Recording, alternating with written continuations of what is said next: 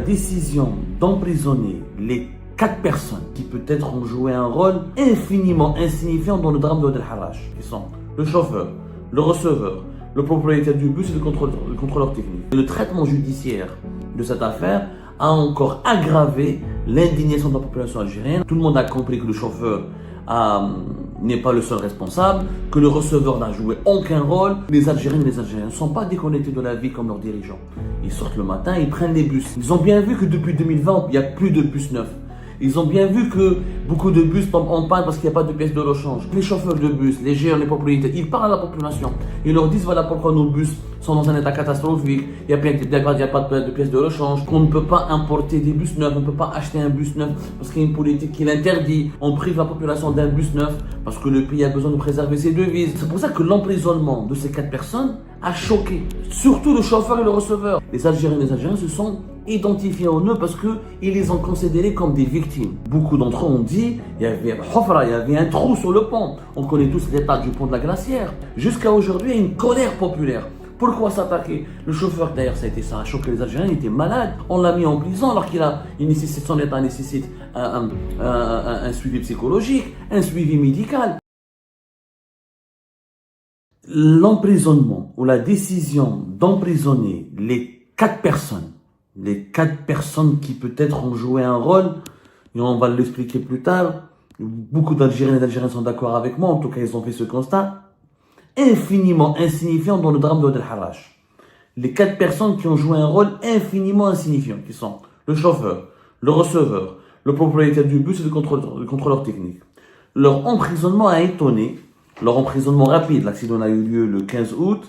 4 jours plus tard, le 19 août 2025, le tribunal d'Al-Baïda, le parquet du tribunal d'Al-Baïda a décidé donc de les placer en détention en les considérant comme les premiers, et pour le moment, les premiers et seuls et uniques responsables du drame tragique de l'accident de Wad el-Harrach qui a quand même englouti 18 vies, 18 personnes, des femmes et des hommes et des personnes fragiles, des mères et des pères de famille qui ont fini morts dans des conditions tragiques, à savoir noyés et tués dans les eaux polluées, sales et les eaux d'égout de Wad el-Harrach. Les images ont été choquantes, les images ont horrifié la population algérienne, mais le traitement judiciaire de cette affaire a encore aggravé l'indignation de la population algérienne qui ne comprend pas comment la justice algérienne se contente uniquement de prendre 4 personnes qui ont joué un rôle infini, parce que la population algérienne elle est intelligente, elle a un esprit critique. Tout le monde a compris que le chauffeur n'est pas le seul responsable, que le receveur n'a joué aucun rôle, que le propriétaire du bus et le contrôleur technique ont certainement une part de responsabilité, mais que leur comportement ne peut pas être le seul élément déclencheur d'un drame aussi terrible. Je rappelle que les 4 personnes ont été placées en détention pour mise en danger de la vie d'autrui, pour homicide involontaire,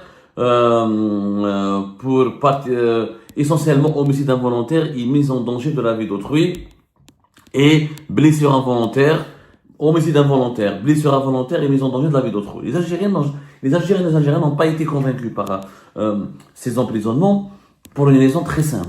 C'est que nous avons dès le départ compris que le bus était en très mauvais état, que la politique actuellement reste interdisant les importations, le manque et le désinvestissement de l'État dans la rénovation et l'importation et équiper le pays par des bus neufs ou des bus en bon état, les pénuries de pièces de rechange, l'état catastrophique des routes, l'anarchie du secteur des transports, parce qu'il y a encore une fois un manque d'engagement et un manque d'investissement de l'État. Les Algériens ont compris. Si la vérité, on s'attendait à ce qu'un jour un tel drame se produise. Parce que d'abord, on a vu que depuis 2022 on en a fait la chronique, la dernière fois, la chronologie, il y a eu des graves accidents comme celui de Tamanrasset l'été 2023, 34 morts. Il y a toujours eu de graves accidents à travers le territoire national. Jusque-là, ces accidents étaient cantonnés ou se produisaient dans des agglomérations loin de la capitale Alger, et c'était pas des accidents aussi spectaculaires. Même si une trentaine de morts à Tamanrasset en juillet 2023, c'est quand même très horrible. Mais c'était une collision, c'était dans une région très lointaine du pays, etc. Donc les gens, On savait qu'il y avait un problème, on savait qu'il y avait une anomalie, mais la population algérienne savait aussi qu'une tragédie allait se produire. Là, tout le monde a été choqué. Pourquoi? Parce que c'est la capitale, parce que c'est la symbolique de mourir. Fi Wad el-Harraj. Il y a aussi la symbolique de chuter d'un pont. Il y a aussi la symbolique que ça s'est produit un 15 août, en plein été. Tout le monde a vu. Il y avait aussi beaucoup de témoins oculaires. Il y avait énormément de témoins oculaires. Ce n'est pas le cas. À Tamanrasset, par exemple, ça s'est produit, je crois, la nuit, dans une route, à l'extrême sud du pays. À Alger, c'était en pleine journée. C'était vers pratiquement 18 heures. Les gens ont filmé. Il y avait des réseaux sociaux. Tout le monde en a parlé. Les gens ont essayé de sauver. Ils sont partis. Et puis, il y a eu la mobilisation citoyenne. Les gens ont plongé dans une eau polluée, toxique, plein de déchets toxiques pour sauver des vies humaines. Donc, il y a eu tout un récit. Il y a eu malheureusement toute une symbolique derrière l'accident de Harraj. Mais la population algérienne, elle s'attendait à ce qu'un drame, un tel drame. Parce que les Algériens et les Algériens ne sont pas déconnectés de la vie comme leurs dirigeants. Ils sortent le matin, ils prennent les bus. Ils ont bien vu que depuis 2020, il n'y a plus de bus neufs. Ils ont bien vu que beaucoup de bus tombent en panne parce qu'il n'y a pas de pièces de rechange. Ils ont bien vu que beaucoup de bus déraillent ou ne fonctionnent pas très bien parce qu'il y a une pénurie de pneus. Et une pénurie de pneus. Ils parlent avec les receveurs, les chauffeurs. Ce ne sont pas une classe sociale, ne font pas partie d'une classe sociale qui est aisée, ce sont des membres de la classe populaire.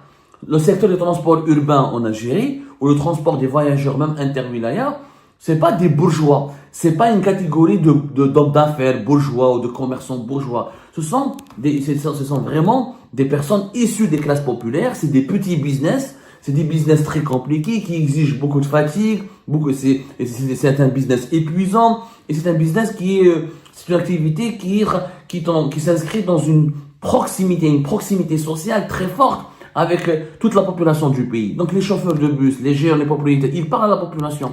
Ils leur disent voilà pourquoi nos bus sont dans un état catastrophique. Il n'y a pas de pièces de rechange. Quand on trouve la pièce de rechange, elle est extrêmement chère. Son prix a augmenté de 300 à 400% en 2023, en 2024 par rapport à 2017 ou à 2018. Qu'on ne peut pas importer des bus neufs, on ne peut pas acheter un bus neuf parce qu'il y a une politique qui l'interdit, parce qu'il y a une politique anti-importation qui est dangereuse, qui est ridicule. On prive la population d'un bus neuf parce que le pays a besoin de préserver ses devises. Donc, le secteur des transports publics, les Algériens le connaissent. Il y a 12 millions d'Algériens qui prennent les bus chaque jour. Alors, c'est pour ça que l'emprisonnement de ces 4 personnes a choqué. Peut-être surtout le chauffeur et le receveur. Le propriétaire du bus et le contrôleur technique qui a fauté, qui a établi un procès verbal et un certificat de contrôle de conformité extrêmement frauduleux. Ça, il n'y a pas eu une indignation nationale autour de son cas. Mais pour le chauffeur et le receveur, les Algériens se sont identifiés en eux parce qu'ils les ont considérés comme des victimes. D'abord, pourquoi des victimes? D'abord, le chauffeur, c'est un père de famille qui travaille pour arrondir les fins de mois. Donc, il représente 6 millions d'Algériennes et d'Algériens qui sont obligés de faire plusieurs boulots parce que la vie est devenue très chère, parce qu'il y a une inflation très élevée, parce qu'il y a une misère sociale, parce qu'il y a une pauvreté à cause du manque de la croissance économique du pays, à cause de la panne économique du pays. Même s'il n'est pas un professionnel, il volait pas, il n'agressait pas, il se droguait pas, il préférait travailler les week-ends pour nourrir sa famille. Et puis, les Algériens et les Algériens prennent les bus, les gens qui prennent les bus, ils sont le bas peuple. C'est l'Algérie d'en bas qui prend les bus. C'est l'Algérie d'en bas qui prend les bus. L'Algérie d'en bas connaît l'état des routes. Elle connaît l'impact de la pénurie des pièces de rechange. Elle connaît l'impact de l'interdiction d'importation des bus neufs. Elle voit que les témoins sont nombreux. Les survivants, les blessés, les trentaines de blessés qui ont survécu, alhamdoulilah, miraculeusement, beaucoup d'entre eux ont dit, il y avait un trou sur le pont. On connaît tous l'état du pont de la Glacière. On connaît tous l'état de nos routes. Hofra, c'est après avoir heurté un trou, visiblement assez béant, un trou vraiment consistant, volumineux, ça a provoqué une panne du système de délection. Et le chauffeur ne pouvait plus contrôler la délection du bus et il a fini dans les ravins, il a fini dans les eaux de Wad el-Harraj. Donc les Algériens savent qu'il y a des paramètres techniques, politiques, économiques qui expliquent ce drame. C'est pour ça qu'ils ne sont pas contents. Ils ne peuvent pas être contents. Ils ne peuvent pas applaudir l'emprisonnement du receveur et du chauffeur de bus. Au contraire, jusqu'à aujourd'hui, il y a une colère populaire. Pourquoi s'attaquer? Le chauffeur, d'ailleurs, ça a choqué les Algériens, il était malade. Il est encore malade, il est encore gravement blessé. On l'a mis en prison alors son état nécessite un suivi psychologique, un suivi médical. Le receveur, la même chose. Le receveur n'a aucun rôle. Donc, les Algériens ont compris que le pouvoir algérien veut sacrifier des personnes pour faire taire la polémique, pour justement qu'il n'y ait pas d'enquête.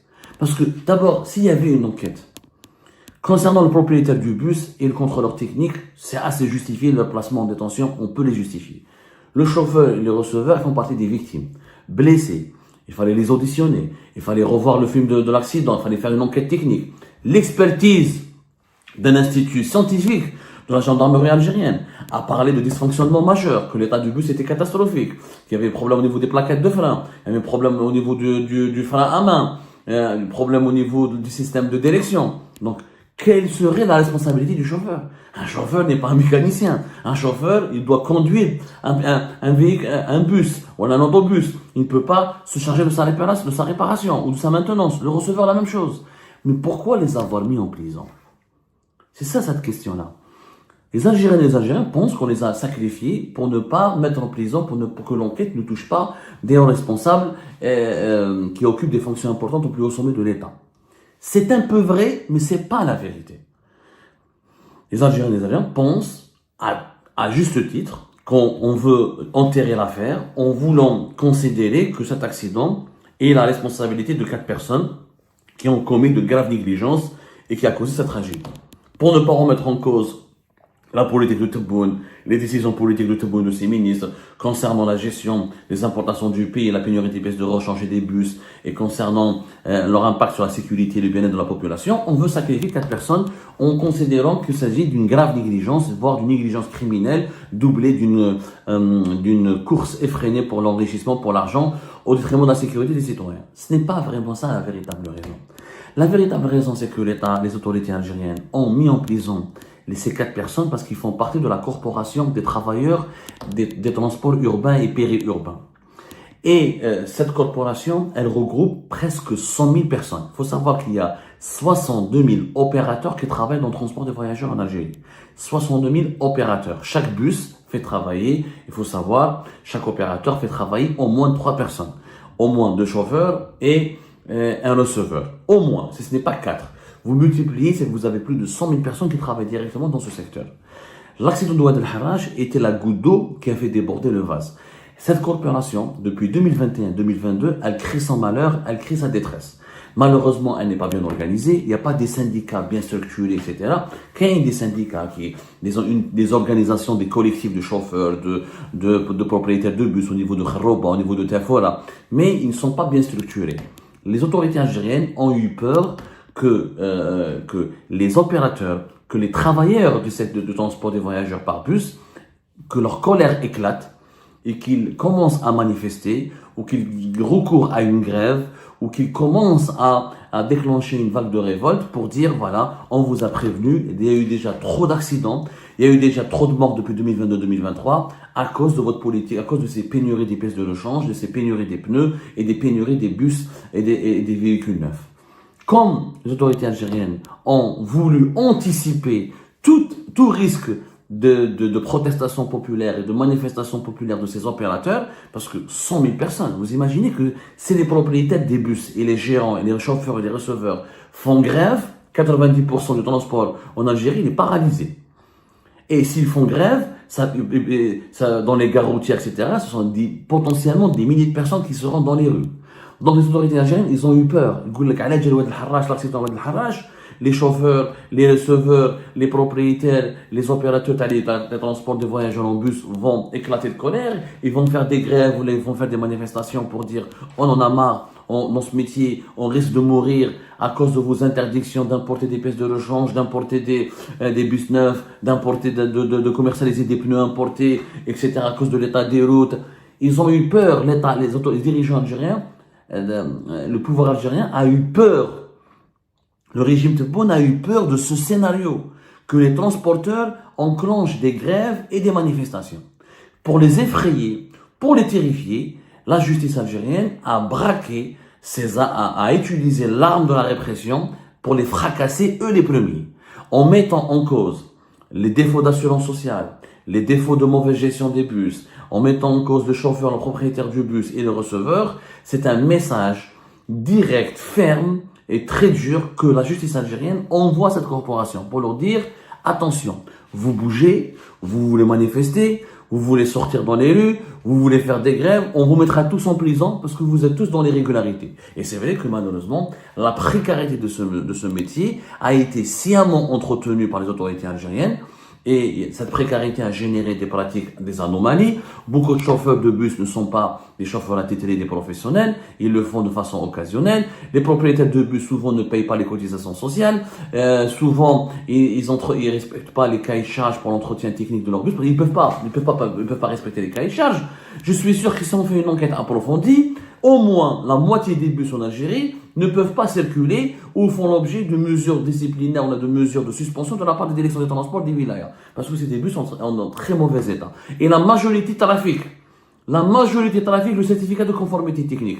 Pour une raison simple, c'est qu'il ne peut pas entretenir son bus ou son autocar ou son autobus, faute de pièces de rechange, faute de pouvoir acheter un nouveau bus ou un nouveau véhicule neuf. Donc il est obligé d'utiliser une carcasse pour pouvoir travailler. Mais pour effrayer les transporteurs, on s'attaque à eux, on les menace de prison. Comme ça, ils ferment leur gueule. Le message est clair. Vous parlez, on vous met en prison. Les receveurs, les chauffeurs, vous agissez, vous contestez, vous voulez contester la politique du pays, si vous faites grève, si vous déclenchez des manifestations, on vous met en prison. C'est ça le premier objectif, le véritable but inavoué de l'emprisonnement du chauffeur et du receveur. Parce que sur le plan purement juridique, et du droit, ça n'a aucun sens. Il n'y a pas eu chauffeur aucun hospital, mais tu n'as même pas l'enquête. Il est gravement malade, le receveur il est victime. Il n'a aucune responsabilité, ni technique, ni pénale, ni morale.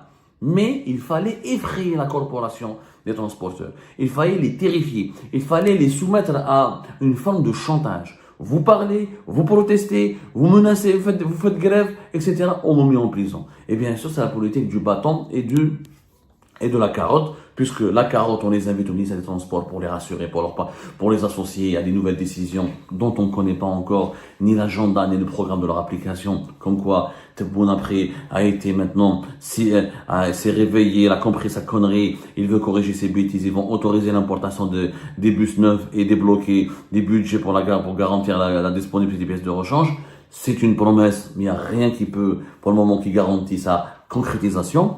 Et de l'autre côté, la politique du bâton, vous ne manifestez pas, vous ne parlez pas, vous fermez votre gueule. Dans un pays qui se respecte, quand on met un chauffeur et un travailleur d'un secteur où il est victime d'une mauvaise politique, tous ses camarades ou les autres travailleurs de ce secteur se mobilisent, font des grèves et manifestent. Mais comme en Algérie, on a peur de la manifestation, on a peur du retour du hirak, on a peur de la colère populaire, alors on sévit, on met en prison, on persécute les infortunés, les simples mortels, pour éviter un scénario cauchemardesque qui est le retour de la contestation populaire. Et ben voilà, c'est la fin de cette vidéo. Je vous remercie toutes et tous, comme d'habitude, pour avoir suivi la vidéo jusqu'à la fin.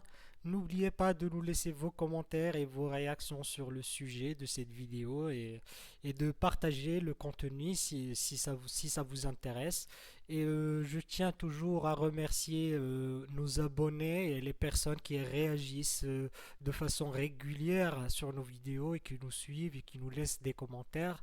Donc merci beaucoup pour votre dynamisme et pour votre sens de partage et de discussion. Donc voilà, sans vous, ce contenu n'a pas vraiment de valeur sans cette communauté qui ne cesse de s'accroître. Donc merci beaucoup et à la prochaine dans une nouvelle vidéo. Au revoir.